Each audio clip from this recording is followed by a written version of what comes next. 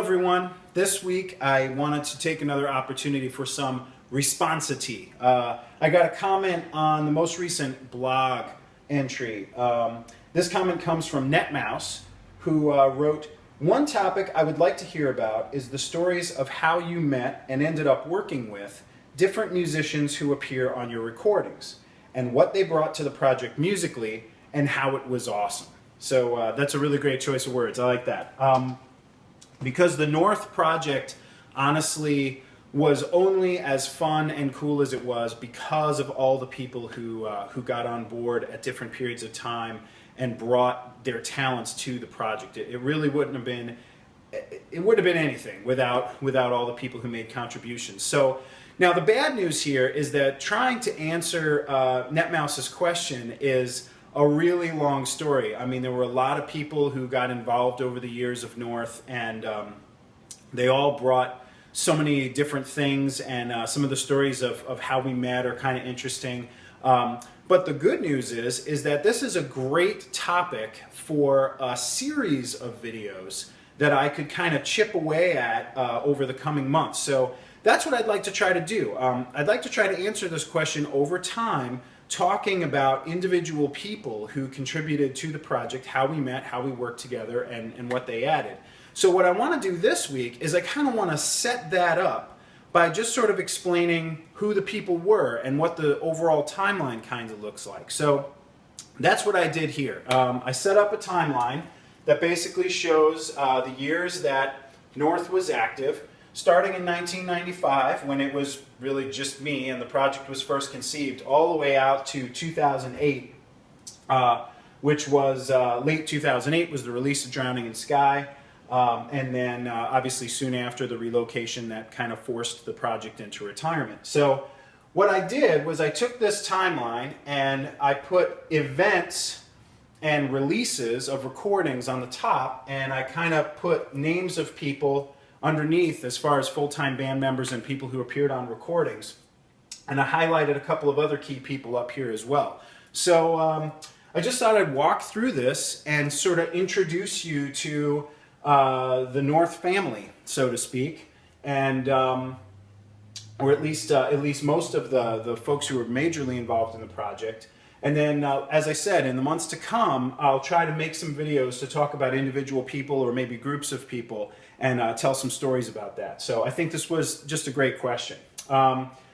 So way back in 1995, I had this crazy idea for this project called North, and the first thing I did was I actually put together a recording. A little 6-song recording was actually put out on cassette. This was sort of it wasn't quite pre-CDs, 1995 they were out, but they were a little tougher to make than they are now. So this recording was called The Blueprint, and the only person who appeared on that recording other than myself was a good friend by the name of Will Van Kampen, and Will actually helped me make that recording. And in the process of putting the recording together, on one of the songs, Will put down a bass part. So interesting bit of North trivia for the North fans out there. Not counting Drowning in Sky, which had a lot of guest artists on it, Will Van Kampen is the only person who appeared on a North recording that was never a full-time member of the band. So that was Will, first person to ever put their name on North. Very cool, back in 1995. So in the years that followed, as I started getting a little bit more serious with the project, in late 1996, early 97, that was when Marcus Nee came on board, right? Sort of Marcus is the other half of the core vision of North, came on board very early, and that's when we started working together. And there's a lot of great stories about how Marcus and I met that go way back. So what's interesting is that late in 1997 was also the first work that we ever did with Christine Kapusky. We actually met at an open mic and started doing some musical work together, but she got really busy with school again when the school year started back up, and ended up coming back to the band full-time later on. The first gig, official North gig ever, was March of 1998. That was just me and Marcus, our first gig as a duo. And then in late 1998, late that year, that was when Tom Sharp, our first percussionist, came on board. And our first gig with Tom was in late 1998. And that's when things with the project really started to snowball, really started to pick up. And as you can kind of see from the timeline, which I apologize is a little crowded here, a lot of things kind of started happening at once around that time.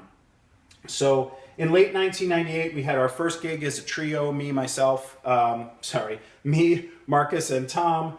And around that time, myself and Marcus were also doing some solo things, appearing with other projects, or as opening sets for other projects, or sharing gigs with other projects. Myself and Marcus both on separate occasions actually worked with another local artist named Jim Roll. Jim ended up being a key contributor to the Drowning in Sky project many years later, but we actually first sort of crossed paths with him back then. Around that time was also the same time that Marcus did a couple of guest appearances in Brian Lilly's project, the Squirrel Mountain Orchestra.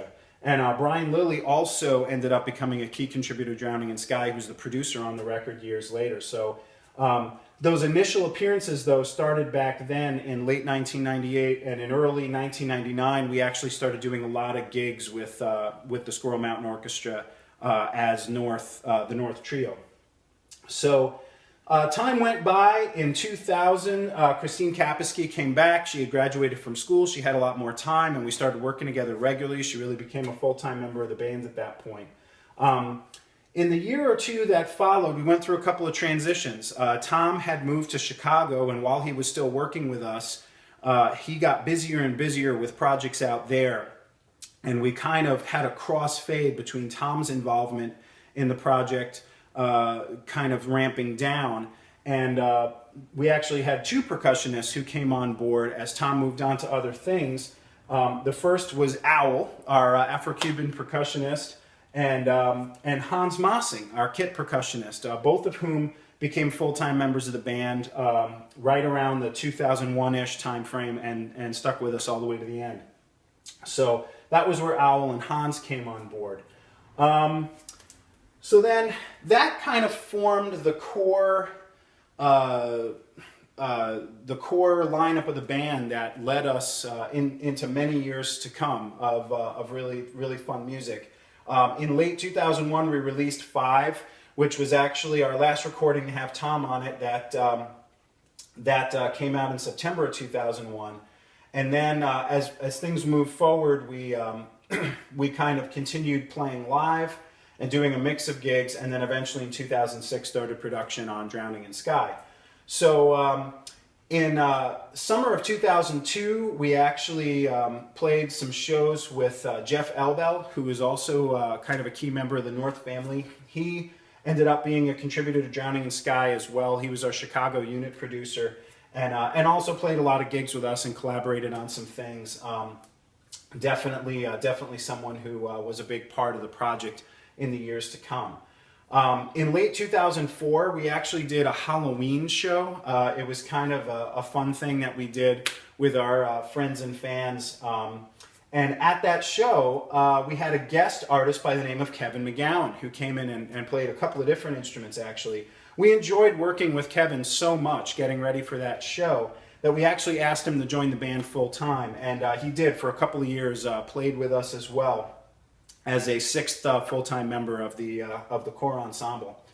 So then, when you get to 2006 to 2008, you now fall into the years that we're working on Drowning in Sky, which obviously had many, many people involved in it. I didn't write all their names down, but I will kind of rattle them off here. So, other than myself, the folks who appeared on Drowning in Sky are Marcus Nee, Hans Mossing, Christine Kapusky, Owl, all of whom were full-time members of the band at that point. Brian Lilly, as I mentioned, our producer and contributed a lot of tracks to the record. Jim Roll, also a big contributor to the record. Tom Sharp did come and appear on the record on one track. Jeff Elbel also appeared on the record. And Kevin McGowan contributed to production as well, although by that time he was no longer a full-time member of the band. And then we had a bunch of guest artists who weren't full-time members of the band ever, who included Trevin David, Alex Anist, Steve Osborne, Merrill Hodnefeld, Sean Williams, Matthew Mancuso, Chris Headley, Wendy Zohar, Tanya Monger, Sharon Shattuck, Abby Alwyn, and Deborah Lonergan. So, a lot of people. I will, when it comes time to do a video on them, I will probably do them as a group. But they were all people who lended their talents to the record and helped make it as much of a fun production as it was. And I'm grateful to all of them. So here's a trivia question for the North fans. Out of all the people to appear on Drowning in Sky, not counting me, who was the first person that I was ever in a musical project with? So out of all those people I rattled off, who was the first person I ever worked with on a musical project? And I'll give you a hint. It's not the first person you're probably going to think of, and it's not the second person that I think you're going to think of. So it's a little bit of a trick question, but it is one of the people on that list who I started working with actually long before anyone else, at least a few years before anyone else on the list. So I'm curious to see if anyone out there can pick out who it is. So this, I want to thank NetMouse for a fantastic comment and for kicking off a great idea. Like I said, in the months to come, I kind of want to move through this list of people and talk about each of them and what they brought to North, because we really, like I said, their contributions really made the project.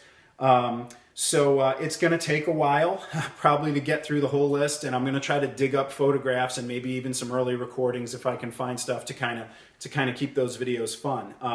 But I do want to address the question because I think it's a really good one. So thank you again for the comments, and talk to you soon.